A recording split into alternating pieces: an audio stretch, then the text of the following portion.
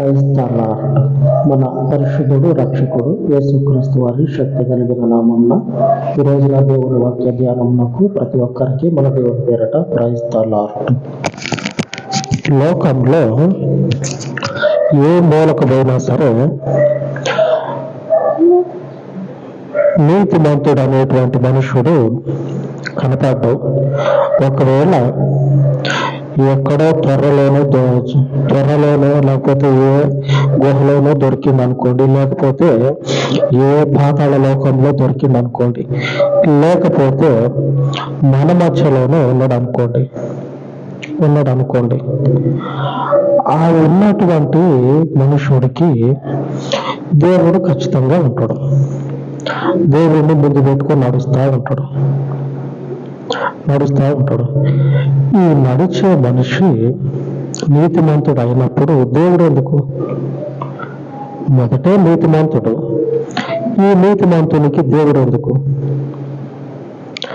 నీతిని మనం కలిగి ఉన్నప్పుడు ఇంకొక నీతిమంతుడు మనకెందుకు?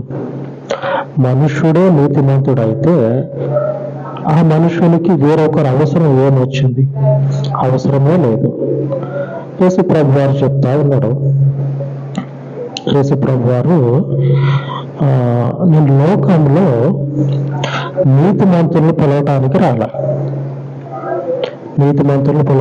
రాలా, పాపులను పిలవటానికి వచ్చాను. పాపంలో ఉన్నటువంటి వారిని పిలవటానికి వచ్చాను. ఎందుకంటే నా మీద ఉన్నటువంటి నీతి ఆ పాపులకి అనుగ్రహించటం ద్వారా వారు నీతిమంతులుగా మారతారు. ఆమేన్. దేవునికి మహిమ కలుగును గాక. దేవుడు మాత్రమే పాపికి అనగా మనుష్యుడికి నీతిని ఆపాదించగలిగినటువంటి సమర్థుడు. నేను నీతిమంతుణ్ణి అని చెప్పుకున్నప్పుడు నా ముందు మరొకరు ఉండలేవద్దు.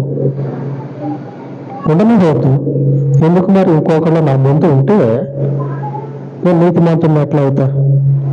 ఒకవేళ ఉన్నటువంటి ఆ మనుషుడు కూడా ఆ మనుషునికి కూడా చరిత్ర ఒకసారి చూస్తే, ఆ మనుషులు అనుకున్నటువంటి చరిత్రను ఒకసారి చూస్తే మనుషులో ఉన్నట్లు కనపడుతుంది. మరి నీతి ఎక్కడి నుంచి వచ్చింది? నీతి ఎక్కడా లేదు భూమి మీద. ఆకాశంలో ఉన్న దేవుడు మాత్రమే నీతి. ఆ దేవుడు మనుషుల మధ్యలోనికి దిగి వచ్చి నేడు మనకు చెప్తా ఉన్న మాట ఏమిటంటే, మీకు చెప్తా ఉన్న మాట, యేసుప్రభు వారు మీకు యేసుప్రభు ద్వారా మేలు కలుగుతుంది. నిశ్చయం, ఖచ్చితం. ఇది మేలు యేసుప్రభు ద్వారా జరుగుతుంది. ఆయన మేలు చేయటానికి మాత్రమే సమర్థుడయ్యుండి మేలు జరిగే ముందు ఆయన చనిపోవాలని నిర్ణయించబడ్డది కాబట్టి చనిపోయి తిరిగి లేచాడు. అంతటి మనగాడు, అంతటి పరాక్రమం కలిగినటువంటి మహాశూరుడు ఎందుకు చచ్చాడు అని అంటే దానికి సమాధానం ఏంటంటే, మనం తినే అన్నం ఉంది కదా, ఈ గోధుమ గింజ, ఒడ్లు ఉన్నాయి కదా, అవి భూమిలో పడి చచ్చిన తర్వాతనే మనం కడుపు నింపుకుంటా ఉన్నాం. భూమిలో పడి చస్తే మరలా మనకు ఎత్తుతుంది, అప్పుడు మనం కడుపు నింపుతా ఉంది. ఈ విషయం కూడా చెప్తే అర్థం చేసుకోనటువంటి వాళ్ళు ఉన్నారు. ఎందుకంటే అర్థం చేసుకుంటే మొదటకు వచ్చి తలదించుకోవాల్సి వస్తుంది. వాడు మొదట అన్న మాట ఏంది? ఆ పరాక్రమవంతుడు మనగాడైతే ఎందుకు చావాలా? ఈ విషయం చెప్పి ఆ గింజ చస్తేనే కానీ మనకి మొలక రాదు, మనకి తిండి అనేది గడవదు. ఈ విషయం చెప్పి అక్కడ తీసుకెళ్తే వాడు ఈ విషయాన్ని ఒప్పుకోడు. ఎందుకంటే ఈ విషయం ఒప్పుకుంటే అక్కడ యేసుప్రభుని ఒప్పుకోవాలి. యేసుప్రభు వారు కూడా అదే మాట చెప్తాడు. మీకు మేలు జరుగుతుందని యేసుప్రభు వారు చెప్తా ఉన్నాడు. నీతిమంతులతో చెప్పండి. ఆయన వచ్చింది నీతిమంతుల్ని పిలవడానికి కాదు, నీతిమంతులకి మేలు చేయటానికి కాదు, పాపులకి మేలు చేయటానికి. మన ముందు ఉన్నటువంటి రక్షకుడు, ఆయన వెనుకున్నటువంటి చరిత్ర చూస్తే ఆయన పుట్టుక మనుషులలో ఉండటం కొరకు మాత్రమే ఒక్క స్త్రీ ఉన్నది. ఆ ఒక్క స్త్రీ వాగ్దానము చేయబడినటువంటి దేవుని యొక్క మాట ద్వారా ప్రభు వారు రావటం జరిగింది. ఆమె కారణముగా ఉంటూ ఉంది. ఈ విషయాలు చెప్పినా అర్థం చేసుకోనటువంటి వారికి, ఎంత చెప్పినా సరే అర్థం చేసుకోనటువంటి వారికి దేవుడే సరి అయినటువంటి విధంగా వారికి దర్శిస్తే వాళ్ళు రక్షించబడతారు. ఆ విషయం దేవుడు చూసుకుంటాడు. మనం వాక్యాన్ని ధ్యానించుకుందాము. ఆయన నీతిమంతుడు అయ్యుండి పాపంలో పిలవటానికి వచ్చింది. పాపంలో ఉన్నటువంటి మన జీవితాల్లోనికి ఆయన వచ్చి ఏమని చెప్తా ఉన్నాడంటే, మత్తయి సువార్త 9వ అధ్యాయము 13వ వచనంలో రాయబడి ఉన్నది.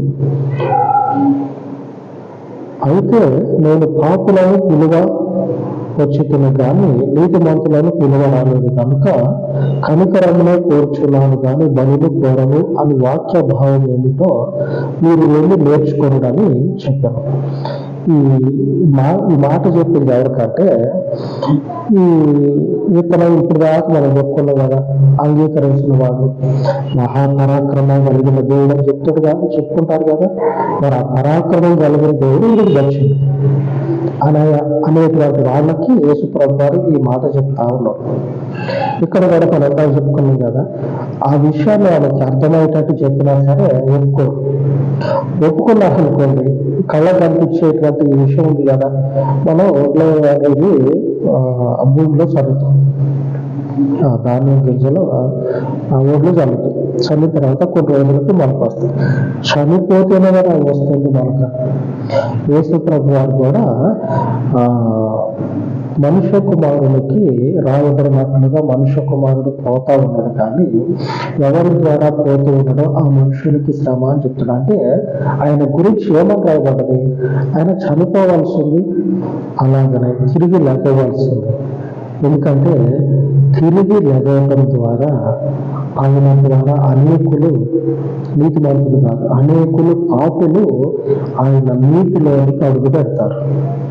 ఆయన నీతిలోనికి అడుగు పెడితే ఏం జరుగుతుందంటే, ఆయన చేసేటువంటి మేలులు ఈ నీతిమంతులు పొందుకుంటారు. ఆమె దేవుని నామమునకు స్తుతి కలుగును గాక. నీతిమంతులైనటువంటి మన జీవితాల్లో ఆయన ఒక శ్రేష్టమైనటువంటి మేలుని తీసుకురావటం కొరకు, ఒక శ్రేష్టమైనటువంటి పరలోక జీవితాన్ని నిర్ణయించటం కొరకు మనుష్య రూపముగా భూమిలోకి వచ్చి ఈ భూమి మీద అధికారం ఉన్నది కదా అని చెప్పడానికి దొంగ సంతకాలు పెట్టి, కడుపులు పెట్టి, కుటుంబాల గురించి చివరికి అధికార దుర్వినియోగానికి పాల్పడినట్టు రాయబడ్డారు. అని చెప్తున్న మాట ఏంటి? నేను పంపబడ్డా, అధికారం మాకున్నది, ఉన్న అధికారాన్ని పంపబడినట్లుగా ఆయన చిత్తాన్ని, ఉద్దేశాన్ని నెరవేర్చాలి. ఆమె దేవునికి మాత్రమే స్థితి. ఉన్నతమైన స్థితిలో ఉన్నటువంటి వాళ్ళు లెక్క చేయరు. ఒకరికి దాసోహం అయ్యేటువంటి పరిస్థితులు ఉండవు. అంతటి అధికారం కలిగినటువంటి క్రీస్తు మనుషుడు శ్రమ అని ఆయన కాళ్ళ మీద పడ్డా. దేవుడు ఏం చేస్తూ ఉన్నాడు అంటే, యేసు ప్రభు వారు దాసోహం అవుతా ఉన్నాడు. ఆ మనుషుని యొక్క బాధకి, శ్రమకి చలించిపోతా ఉన్నాడు. పద నీకున్న శ్రమ ఏందో, ఆ శ్రమ ఆ నీతిమంతుని నీతి ద్వారా తుడిచిపెట్టుకుపోతా ఉంది. అంటే వారి జీవితాల్లో ఉన్నటువంటి పాపం అనేది కొట్టివేయబడతా ఉంది, సమూలంగా నాశనం చేయబడతా ఉంది. మరి ఈయన ఎంత పెద్ద మనవాడు ఈయనకున్న సామర్థ్యము పైనుంచి అనుగ్రహించబడ్డది. ఎక్కడ కూడా నాది బ్రతికినన్ని రోజులు నాకు కలిగింది నేను అనే మాట రాలే. రాదు కూడా. పంపబడినటువంటి వారి గురించే పదే పదే ప్రస్తావిస్తారు. కాబట్టి ఆయన పంపబడినట్లుగానే చనిపోయేంత వరకు ప్రవర్తించడం జరిగింది. అలాగనే ఆయన సేవ చేయడం జరిగింది. మనందరి జీవితాల్లోనికి వచ్చే నీతి ఒక మనుషుని, లేకపోతే ఆ మనుషుని వెనుకున్నటువంటి పుట్టు పూర్వత్రాలను చూసి నిలుపుకున్నది కాదు. ఆయన నీతి క్రియల ద్వారా చూసి అనేకులు విశ్వసించారు. అనేకులు ఆయన యొక్క దర్శనాలను చూసి ఆయన యొక్క స్వరాన్ని విన్నవారు కూడా ఉన్నారు. ఆయనను ప్రత్యక్షంగా చూసినటువంటి వారు కూడా ఉన్నారు. ఆయన స్వరాన్ని ప్రత్యక్షంగా విన్నవారు ఉన్నారు, చూసిన వారు ఉన్నారు. ఆయన యొక్క శక్తి కలిగినటువంటి నీతి కార్యాలను జీవితంలో అనుభవించిన వారు లెక్కే లేదు. ఇంత అని ఒక నంబరు చెప్పడానికి లెక్కే లేదు.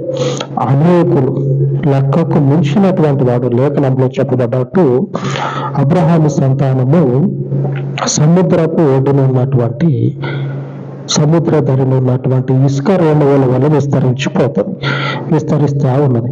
ఒకనొకప్పుడు ఉన్నటువంటి ఇశ్రాయేలీయులు ఉన్నారు కదా, వారి యొక్క సంతానాన్ని చూస్తే సంఖ్యాకాలంలో రాబడుతుంది.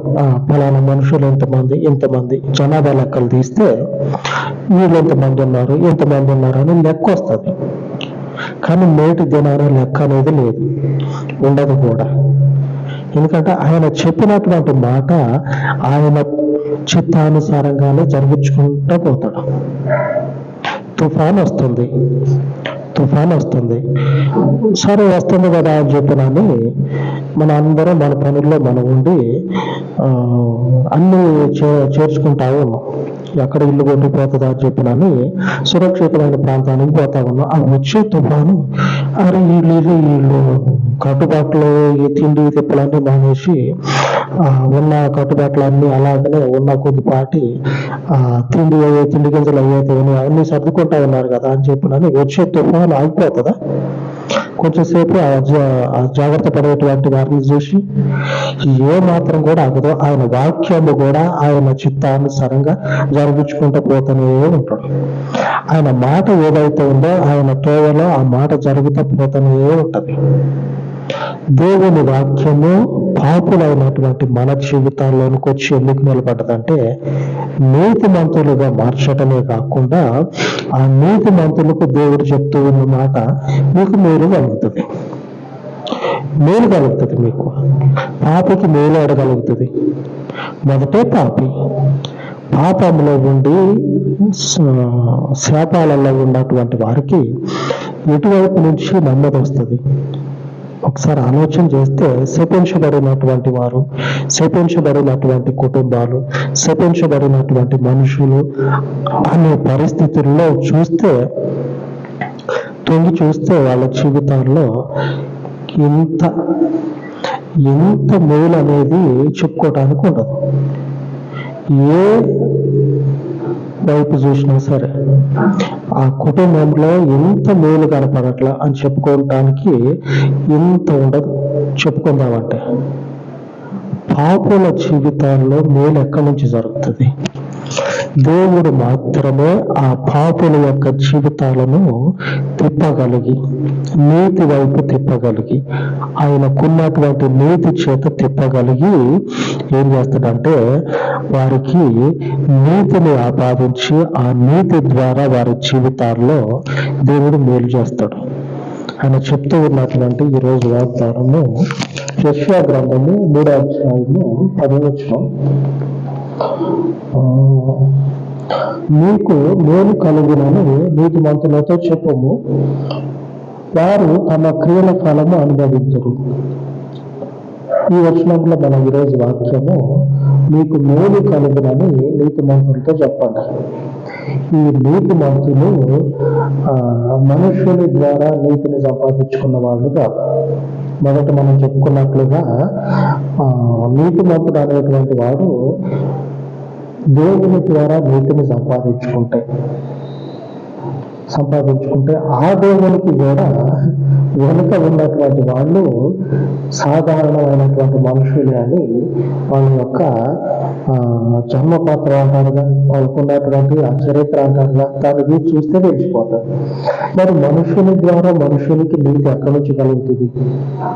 ఏ మాత్రం కూడా కలగదు. కలిగేది ఏదన్నా ఉంటే ఆకాశంలో నుంచి రావాలి, అది కూడా దేవుని దగ్గర నుంచి రావాలి. మనుషుల్లో కూడా నువ్వు ఆకాశంలో నుంచి దిగొచ్చు అని చెప్పుకున్న వాళ్ళు ఉన్నారు. చివరికి ఆకాశానికి పోలేక పాతాళ లోకంలో ఇప్పటికీ ఉన్నారు, దీని కింద ఉన్నారు ఇప్పటికీ. ఆ స్థితిని జయించిన వారు ఎవరన్నా ఉన్నారంటే క్రీస్తు ఒక్కరు మాత్రమే. ఆయన ఏ రీతిగా చనిపోయిందో అదే రీతిగా తిరిగి లేకపోవడం జరిగింది. ఆ తిరిగి లేచినటువంటి క్రీస్తు ఆయన నీతిలో అనేకులను నేటి దినమున ఆకాశం అందున్నటువంటి ఆయన నీతికి వారసులుగా చేస్తా ఉన్నాడు. ఆ వారసులైనటువంటి మనకి దేవుడు చెప్తూ ఉన్న మాట, మీ నీతి మీకు మేలును తీసుకొస్తాడు. ఆయన ద్వారా కలిగింది కదా, కాబట్టి ఆయన చెప్తా ఉన్నాడు, నా నీతిని మీరు కలిగి ఉన్నారు కాబట్టి మీకు మీరు జరుగుతుంది. గుర్తుపెట్టుకోండి, ఆయన మాత్రమే నీతిని మేలును జరిగించడానికి సమర్థుడు, శాశ్వత కాలం ఉండే దేవుడు. ఆ దేవుడికి ప్రార్థించుకుందాం. మహోన్నతుడు అయ్యుండి భూమి ఆకాశంలో యందు నీ నీతిని స్థాపించే పరలోకపు ఇమ్మానుయేలు దేవ, మనుషునితో తోడయ్యుండి మనుషుని యొక్క సకల బలహీనతల యందు నీతిమంతుడు అయ్యుండి నీ నీతి చేత బలహీనతలన్నింటినీ కొట్టివేయచ్చు. మరొక మారు నీ కృప చేత మనుషుడిని నీలోనికి పరిశుద్ధాత్మదేవ స్థాపించి నీ పరిపూర్ణతలో నుంచి నీ యొక్క నీతిని స్థాపించినటువంటి నీ పరలోకపు శ్రేష్టమైన నామమును బట్టి మిమ్మల్ని కనపరచుచు ఉండగా నీ గొప్ప కృప చొప్పున తండ్రి ఈ మనవులను ఈ విజ్ఞాపనలను దీవించమని ఈ ఉదయకాలపు వాక్యమును మీరు కట్టి ఫలింపచేసి అనేకుల హృదయాలలో నీ పరలోకపు నీతిని స్థాపించమని, నీవు నీతిమంతుడు అయిన రీతిగా అనేకులను నీతిమంతులుగా స్థాపించి వారి యొక్క ఫలము తండ్రి ఏ క్రియ ద్వారా కూడా వారు తండ్రి చేజార్చుకొనకుండా, అనగా లోకపు క్రియల ద్వారా వారి యొక్క నీతి ఫలమును చేజార్చుకొనకుండా నీ పరిశుద్ధ కృప చేత నీ నీతిని వారు తండ్రి కలిగి నీ పరలోకపు నీతిలో నుంచి వచ్చే శ్రేష్టమైన ఫలము వారు స్థాపించుకున్నట్లు, వారు తండ్రి స్థిరపరచుకున్నట్లు మీ కృప చేత వారిని దర్శించి మీ కృపలో స్థిరపరచమని సమస్త ఘనతకు కారణమైన మీ పరలోకపు నామమునకు ఈ మనవులను ప్రతిష్ఠించి మీ రక్షకుడు విమోచకుడు యేసుక్రీస్తు శక్తి కలిగిన నామమున ప్రార్థించి వేడుకొనుచున్నాను తండ్రి. ఆమేన్, ఆమేన్. మన దేవుని కృప నిత్యము మనకు తోడై ఉండును గాక. ఆమేన్, ఆమేన్.